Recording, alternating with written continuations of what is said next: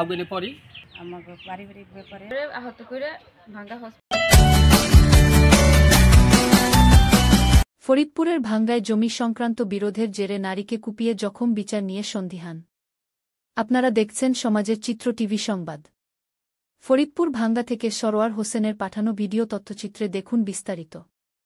ফরিদপুরের ভাঙ্গা উপজেলার তুজারপুর ইউনিয়নের জান্দি গ্রামে বসত বাড়ির জায়গা জমি সংক্রান্ত বিরোধ নিয়ে হতদরিদ্র নারীকে কুপিয়ে মারাত্মক আহত করেছে প্রতিপক্ষরা। লাভলি বেগম নামে মারাত্মক আহত ওই নারীকে উদ্ধার করে প্রথমে ভাঙ্গা উপজেলা স্বাস্থ্য কমপ্লেক্স, পরে ফরিদপুর মেডিকেল কলেজ হাসপাতাল এবং অবস্থার অবনতি হলে তাকে ঢাকা মেডিকেল কলেজ হাসপাতালে ভর্তি করা হয়েছে। গত মঙ্গলবার সংঘটিত হামলার ঘটনায় পরিবারটি প্রতিপক্ষের হুমকি এবং মারাত্মক আহত অবস্থায় মেডিকেল কলেজ হাসপাতালে কাতরাচ্ছে। তার শরীর এবং মাথায় ধারাল অস্ত্রের আঘাত রয়েছে। পরিবারের সদস্যরা এবং স্থানীয়রা জানান, প্রতিবেশী কুদ্দুস শেখের ছেলে শাহিন ও জাহিদ শেখের সাথে দীর্ঘদিন যাবৎ জায়গা জমি নিয়ে বিরোধ চলছিল।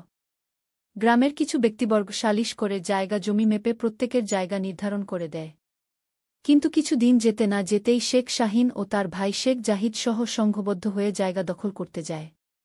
ভুক্তভোগী স্ত্রী লাভলি বেগমের সাথে বিষয়টি নিয়ে কথা কাটাকাটির এক পর্যায়ে শেখ শাহিন ধারালো বটি দিয়ে লাভলি বেগমকে মাথায় কোপ দিয়ে রক্তাক্ত জখম করে এবং তাকে এলোপাতাড়ি পিটিয়ে শরীরের বিভিন্ন স্থানে জখম করে।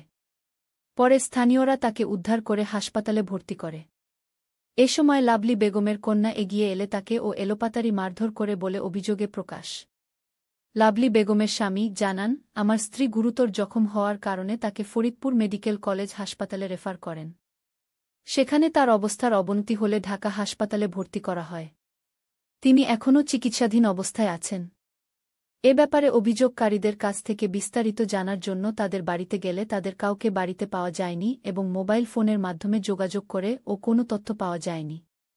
এদিকে অভিযোগ পাওয়ার পর শনিবার বিকেলে ভাঙ্গা থানার এসআই নূর মোহাম্মদ ঘটনাস্থল পরিদর্শন করেছেন। এ ব্যাপারে ভাঙ্গা থানার অফিসার ইনচার্জ মোহাম্মদ মোকছেদুর রহমান বলেন, অভিযোগ পাওয়া গেছে, তদন্তপূর্বক আইনগত ব্যবস্থা নেওয়া হবে।